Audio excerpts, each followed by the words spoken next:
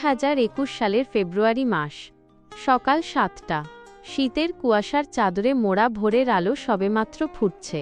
একটা স্কুল ব্যাগের ভার কাঁধে নিয়ে সে যখন যাচ্ছিল, তখন আমার চোখ আটকে গেল তার দিকে। এক পলকে তাকিয়ে রইলাম তার গভীর চোখের দিকে। সেই চোখ আমাকে এক অদৃশ্য মায়ায় আটকে ফেলেছিল।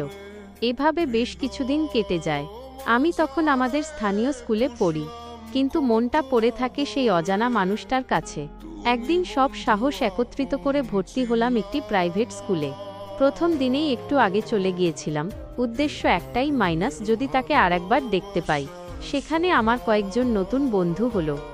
ক্লাস শুরু হওয়ার পর বন্ধুদের সাথে গল্প করতে করতে সময়টা কখন চলে গেল বুঝতেই পারলাম না।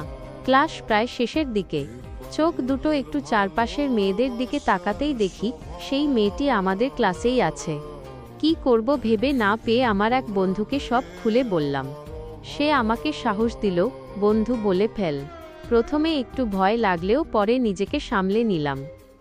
কয়েকদিন পর অবশেষে সেই দিনটা এলো, যেদিন আমি তাকে বললাম, আমি তোমাকে ভালোবেসে ফেলেছি। প্রথমে সে রাজি না হলেও পরে ঠিকই রাজি হয়ে গেল। তারপর কেটে যায় 2টি বছর, 2টি বসন্ত।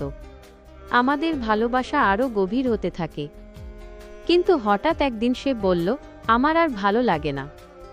অনেক বোঝানোর চেষ্টা করলাম, অনেক কান্না, অনেক গল্প উপন্যাস, কিন্তু কোনো লাভ হলো না।